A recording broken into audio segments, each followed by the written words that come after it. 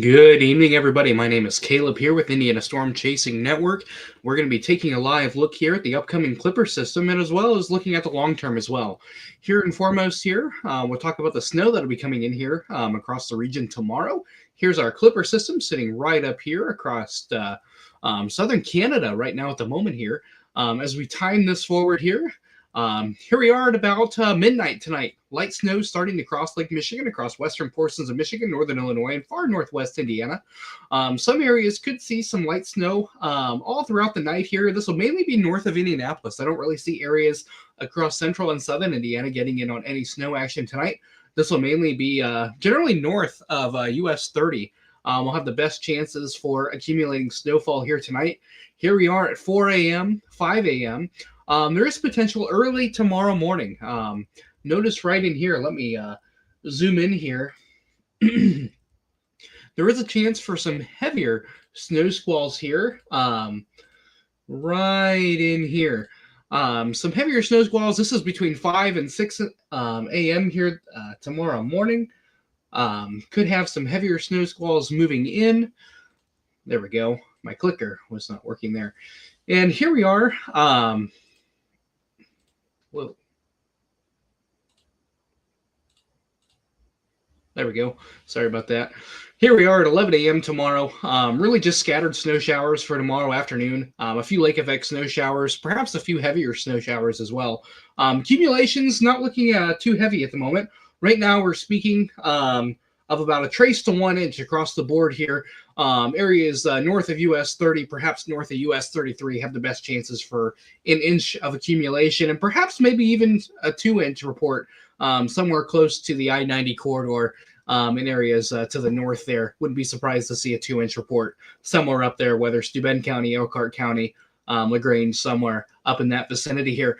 The biggest story here that we want to talk about moving forward here is the cold air that'll be coming into the vicinity of the continental United States next week. That is a big topic right now, and it's something we need to talk about here. Right now, dangerous cold is expected to impact our region here next week, especially the 19th through the 22nd.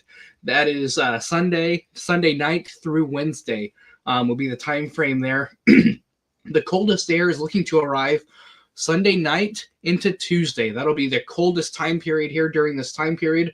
Highs will be very cold. Across the region, we're looking at highs anywhere between 0 degrees and 10 degrees Fahrenheit. Wind chills throughout the day may not get above 0, especially Monday and Tuesday. We're looking at wind chill values of minus 20, if not perhaps approaching minus 30 at times as well, especially Monday night and Tuesday night. And this is, of course, for all of Indiana. A few things that you can do to help yourself limit your outdoor exposure. Frostbite can form in as little as 15 to 30 minutes on unprotected skin. Dress in layers. You want to make sure you layer up, as hypothermia can affect your body very, very quickly in these cold temperatures, especially with the wind. Winds are expected to be pretty gusty during this time period as well. But let's talk about really where this is coming from and the origins of this cold air. Right now, this cold air is coming straight from the North Pole here. We can time this out here. This is a look at our jet stream here. This is our 500 millibar height anomaly. So we're several thousand feet above the ground here, looking at the mid-latitudes of our atmosphere, about 18,000 feet high here. And these are what we call heights. So our reds are our ridges and our blues are our troughs here. That blue line there is kind of a rough depiction of where a jet stream is here. You can see a deep diving trough here across the continental United States. That has really been the case here all throughout the month of January. We're just having some deep dives here with Arctic high pressure moving in, bringing very cold temperatures here. As we move forward here, look what's going to happen here. Here we are Tuesday, Monday into Tuesday. Very, very cold heights here depicted on the 500 millibar chart here. This is a European model here. But notice over here, though, there's a really another strong trough going into northern Siberia here. This is all thanks to the polar vortex that actually split. It actually will have 2 separate lobes. The coldest air right out of the North Pole and actually in the northern hemisphere will be across northern Siberia and the northern portions of the continental United States.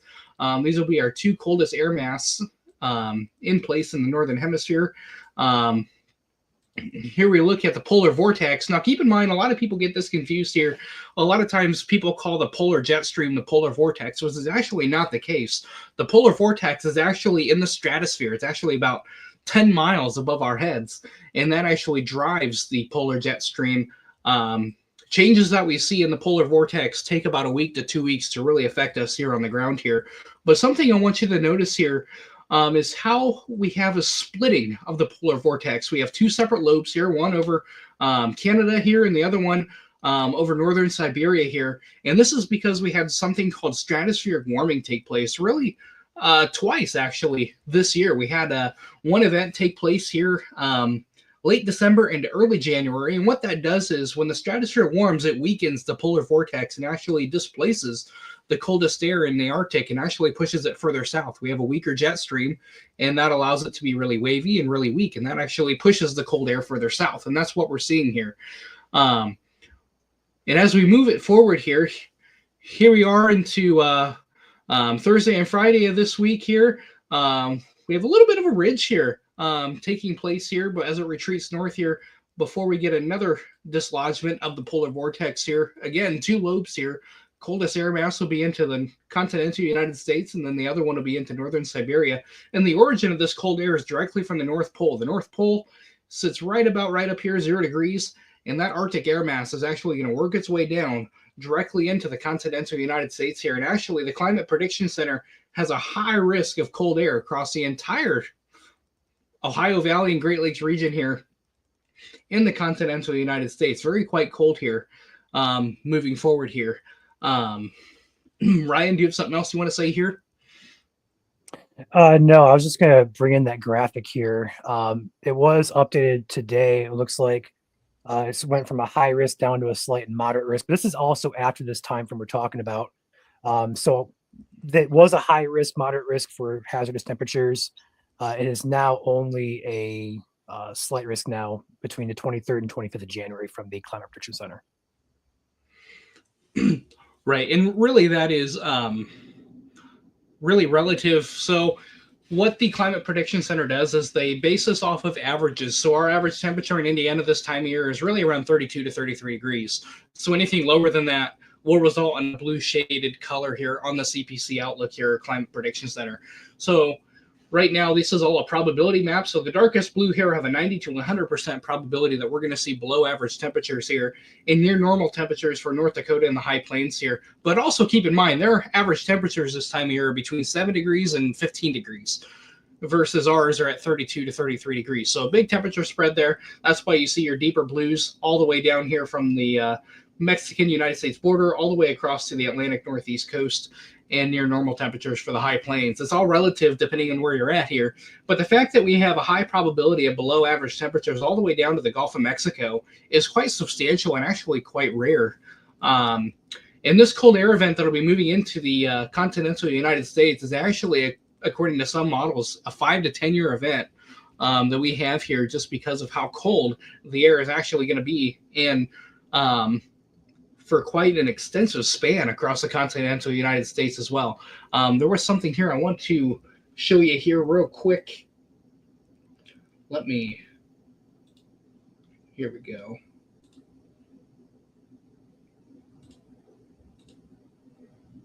Here we go. Bear with me here. Let me go to...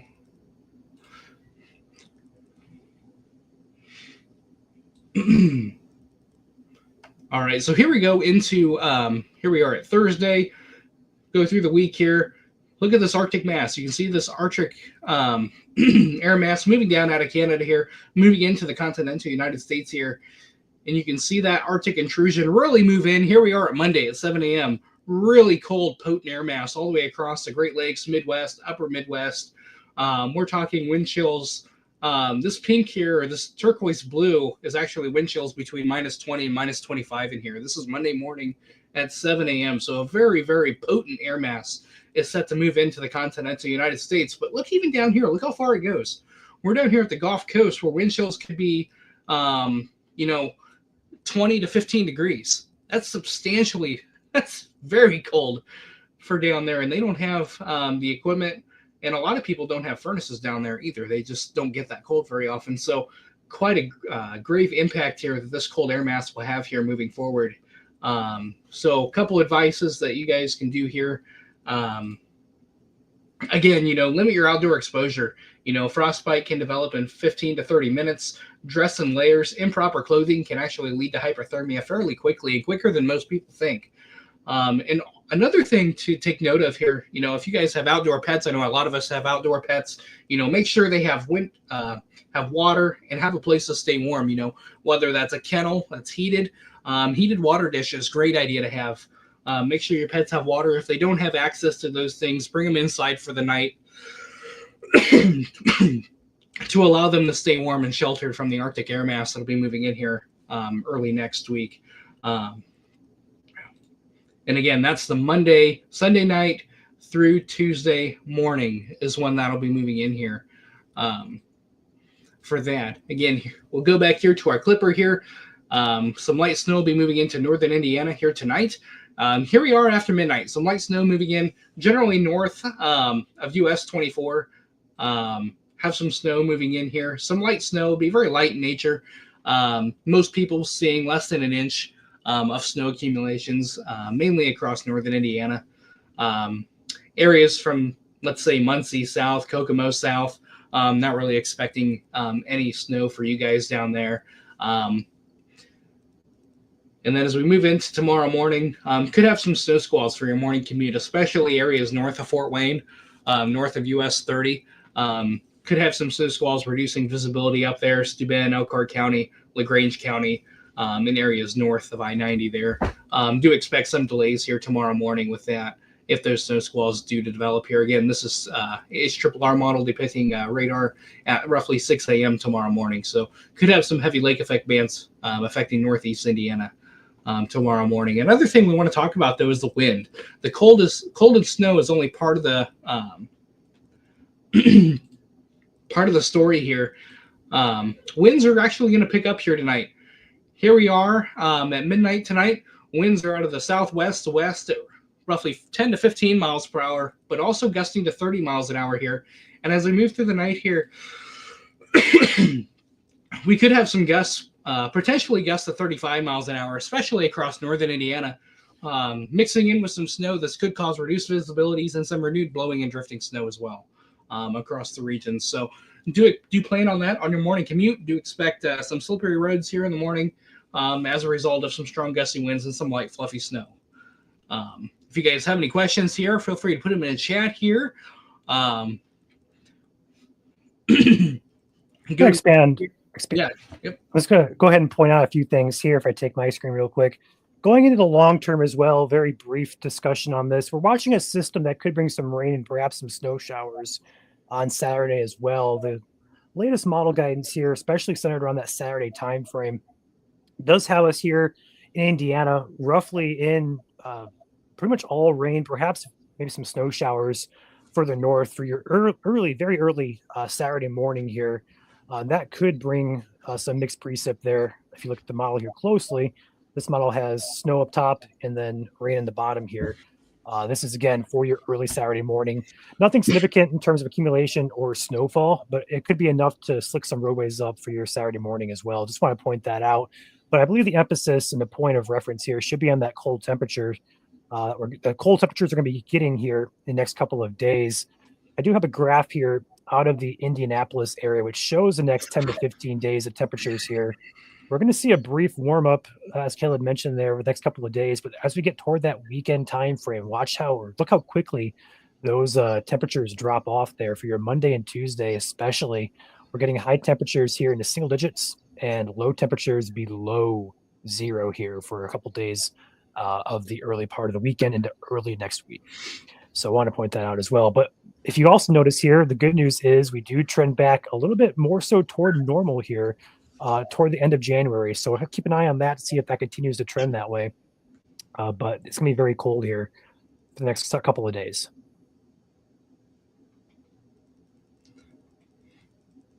Yeah, for sure. Definitely an active pattern here going forward here. Not really anything in the way of too significant snowstorms on the way. could have some trouble across the far south, but in terms of the immediate vicinity and the Great Lake regions, no big snow systems on the near horizon here. Could have a little bit of a tricky setup coming in Friday night into Saturday, perhaps just depending on where our rain snow line is there. Across northern Indiana, models have been kind of back and forth between who sees rain and who sees snow, but I wouldn't be surprised to see kind of a wet bulb situation, which is where a lot of the rain would actually come down as like a wet snow. Perhaps across areas across northern Indiana Friday night into Saturday before we get really cold Sunday night into Monday and Tuesday. Areas across southern Indiana and central Indiana could actually see some rainfall Friday. That means, temperatures are actually going to go above freezing there for a little bit, which will feel like a heat wave, maybe even balmy for some people, as we haven't felt temperatures above 30 degrees in some time. But there's the European model here. Here we are Friday night, and that's kind of what I was talking about here. You can see a quick changeover from rain to snow areas north of Indianapolis. That's indicative of some cold air temperatures aloft and some heavy precipitation, bringing that cold air down to the ground. As part of, it's called adiabatic cooling, which is really our air parcels sinking and cooling as they sink to the ground. And that can actually help increase the snowfall rates versus rainfall rates and bring those colder temperatures down to the ground. It's called wet bulb. So that's something that we'll have to keep an eye on here. If we have more warm air aloft, and that seems to advect into northern Indiana, we could have more rain versus snow. Really just have to see what our temperature profiles are doing here Friday night into Saturday. That's really the story. Either way to look at it, not a significant snow event, maybe just a couple of inches if we're able to accumulate snow. However, warmer temperatures across the atmosphere as a whole will probably prevent a lot of those higher snow ratios. However, ground temperatures are still fairly cold. Keep in mind, we've been in the single digits, it's not below zero at night across northern Indiana. Our ground temperatures are very cold. So that's something else to keep an eye on too. Especially if our air temperatures remain marginal, we could have some brief periods of freezing rain, perhaps where rain freezes on the roadways, but not on trees and power lines, just because our subsoil's temperatures are very cold. If we have some warmer surface air, that'll help mitigate that a little bit, but some isolated slick spots are definitely something we're going to have to watch here. We're not looking at a freezing rain event by any means, but some slight slippery conditions are possible if ground temperatures remain very cold, depending on what our surface temperatures are. If we're right around 33, 34 degrees, could have a little bit of a tricky setup there if we're falling as rain across northern Indiana. So something to keep an eye on here as we move through the week here into the weekend. But not a major system by any means. The biggest story is the cold air and that Arctic front that'll be coming through Sunday night. Plummeting temperatures below zero. Wind chills could be anywhere between minus 15 to minus 30 at times. So do keep that in mind and do plan for that. Make sure your LP tanks are filled with propane, gas, whatever you have, fuel oil. Make sure you're ready for the next couple of days, as your furnace will be working overtime to keep your house warm. And make sure you have wood splits in place if you have a wood burning stove. So do have those materials and necessities in place, as it is going to get very, very cold Monday into Tuesday. With that being said, you guys got any questions about the upcoming week of weather, feel free to drop those in chat. Be happy to answer those. But as far as chat goes here, we have Jess, we got Ashley, got Drew in the building, got Kevin, got Dawn, Renee, Julie. What's up, guys? Good to see you this evening here. Yeah, thanks for joining us here. Always appreciate you, as always. But yeah, if you guys don't have any questions, we'll go ahead and wrap it up here soon. But again, we are at your disposal here for the next couple of minutes. So feel free, if you got questions, drop them in chat. Again, recapping the week, we're going to be warm up until about that late Saturday time frame. We're going to get really cold here for 3 or 4 days. We could have wind chills well below zero, if not closer to negative 15, negative 20 below for our wind chills. And then air temperatures hovering right around that freezing, if not just below freezing mark. Yeah, I wouldn't be surprised here. Something else to talk about here briefly are the National Weather Service new cold weather advisories. They're new this year. A lot of people are familiar with the wind chill advisories and wind chill warnings that we had in previous years. However, the National Weather Service, as part of their updated package here this year, they actually changed that to cold weather advisories and extreme cold warnings. Those are new new terms for wind chill advisories and wind chill warnings that'll be used here this year, and we'll probably see some of those being issued across the region here, especially Monday into Tuesday. Again, temperatures around -15 or below for wind chill will cause the issuance of a wind chill advisory. In extreme cold warnings, I believe, are wind chills of -25 or below. We'll see those extreme cold warnings being issued by the National Weather Service. So we may see periods of both, or we may see one versus the other. We'll just have to see how cold we truly get and what those winds do in turn to our wind chills. Either way, it's going to be very cold here Sunday night through Wednesday, so do prepare for that. Yeah, I was trying to find the graphic we had made about that to kind of summarize, but I cannot find it for some reason. So apologies for that, but I believe you explained it pretty well there. Maxwell asked, I wonder if this is the coldest temp of winter. This will definitely be the coldest air mass we've had this year. In fact, this air mass is getting ready to come into the continental United States. The sun guidance models suggest it's a 1 in 5 to 10 year event.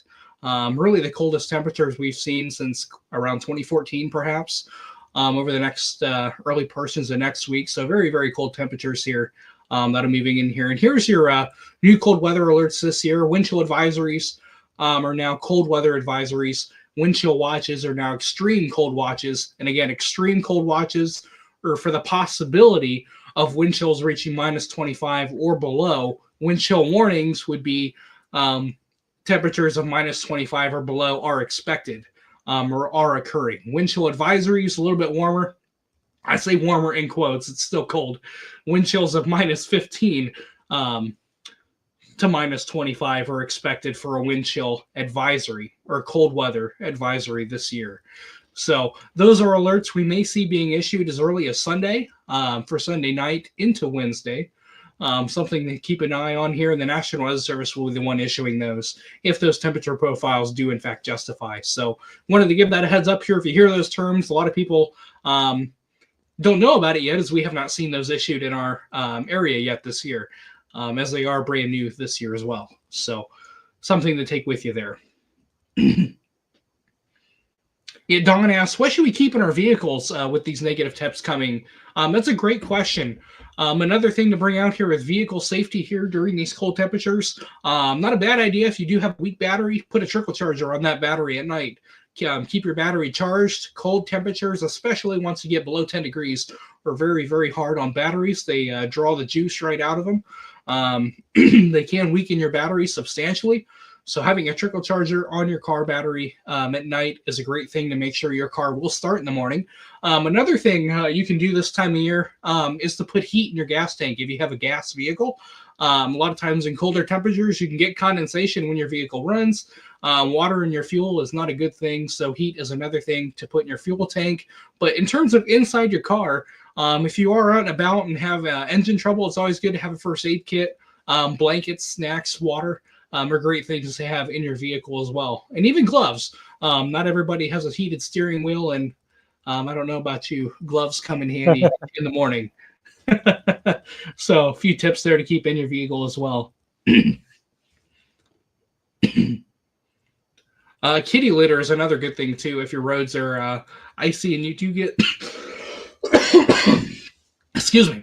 If you do get in a ditch or a tight spot or you do get stuck, kitty litter is a great way and a cheap and inexpensive way to help give you traction to help get you out of that tight spot as well. So another great thing to have. Or sandbags in your trunk or bed of your truck will also help gain traction and some weight on your rear tires. So yeah, heated steering wheels are a thing, Julie, just not for me. I can't afford heating steering wheels.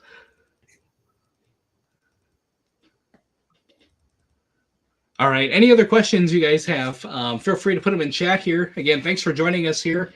Quick little recap here.